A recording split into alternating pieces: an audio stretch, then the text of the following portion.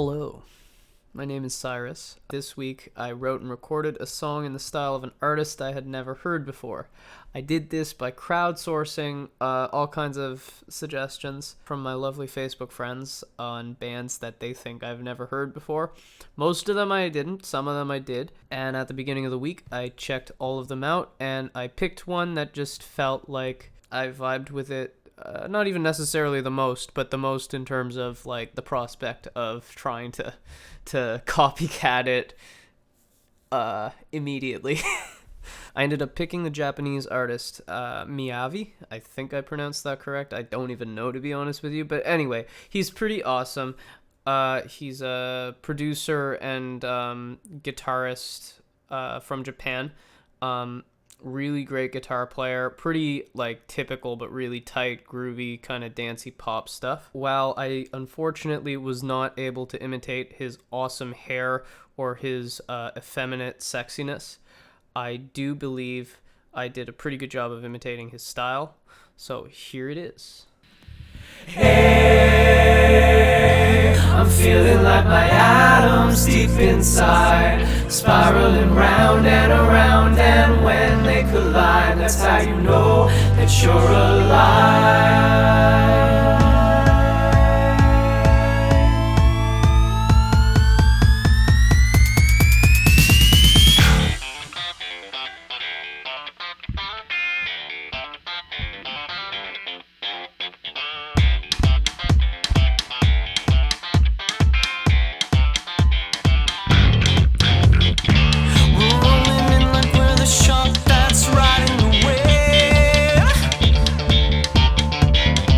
When we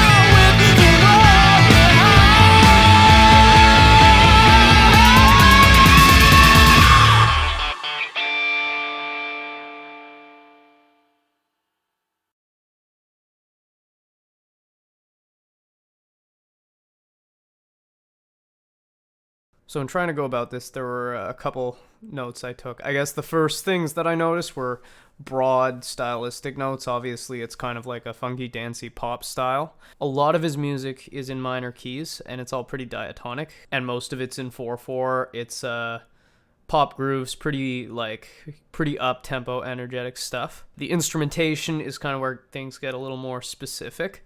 And the most distinctive thing about this artist is his guitar playing. Actually, he's got a really unique style of playing guitar, where he basically takes slap bass technique and carries it over onto the instrument, which is an interesting challenge for me. I'm a bass player, and I've played plenty of slap, but carrying it over onto the guitar is kind of like I don't know. It's different. It's very different. So it was an interesting little challenge trying to write something and play it to a reasonable quality, and I think I did an okay job. It's kind of sloppy, though. You can sort of tell that it was like a bit of a rush job, but yeah, it's kind of cool. And it produces a really interesting effect. All of MIYAVI's choruses tend to be really choral, which I guess doesn't sound like that much of a statement talking about a chorus, but like they tend to have like really big vocal harmonies with like a lot of reverb and a lot of layering and stuff. So that was one of the obvious things that I wanted to incorporate. Contrasting that is a tendency to use low pass filters on different elements in the verse that come off. I mean, that's like a weirdly specific yet general statement, but like there are a lot of songs of his where like the verse vocals will have a band pass filter on it, or sometimes the guitar will have a band pass. So I incorporated that in several ways in the song, and I think it really fits the genre and adds a lot of interesting motion and like kind of dynamics to it when you hear that shift from filtered to unfiltered. It's a really cool trick. Most of his songs have like kind of really hard-hitting electronic drums, usually I think with acoustic cymbals. That seems to be a bit of a habit of his. I think there's just like a lot of electronic dance music influence in that, but I also think he comes from a rock background, so there's a bit of that element in it too. I kind of took a bit of influence from that and incorporated in like an electronic kit at the core, but then I layered an acoustic kit on top of it to sort of give it that sort of mixed feeling where it's like kind of quantized and a bit like robotic and electronic feeling, but at the same time it's got like that acoustic punch. He uses keys usually in kind of subtle ways. There's a lot of like synth pads and twinkly stuff that's kind of in the background and really fills out a lot of space. So I applied a bit of that philosophy with like this Rhodes keyboard sound that's going through almost my entire song. Again, on his guitar playing, he tends to use an octave pedal with a crap ton of fuzz for lead tones, and it almost has like kind of a synthesizer sound. Frankly, in some cases it might be, but I think a lot of times it's guitar, but it doesn't really sound like it's not a very traditional guitar tone, which is kind of cool. Normally, from what I can tell, most of the stuff of his I listen to doesn't have like an electric bass guitar. It's got like a synth bass, or sometimes I think the octave pedal on his on like his slap guitar is kind of filling in the bass part. That's unfortunately an element that I kind of failed to work in. I tried, actually. I put an octave pedal on my guitar part, messed around with it a bit. I also tried some synth bass stuff, but nothing I did really felt right, and eventually I just gave up and recorded an electric bass part anyway, which, you know, it's maybe slightly inaccurate, but I think it sounded pretty good, so I don't care. Overall, this was honestly a really fun challenge. I think like doing the quick day of research where you just clear an album and then like almost take some notes and then trying to write it almost like a sort of quasi-academic problem that eventually gets your creative juices flowing so you can just go and do what feels right.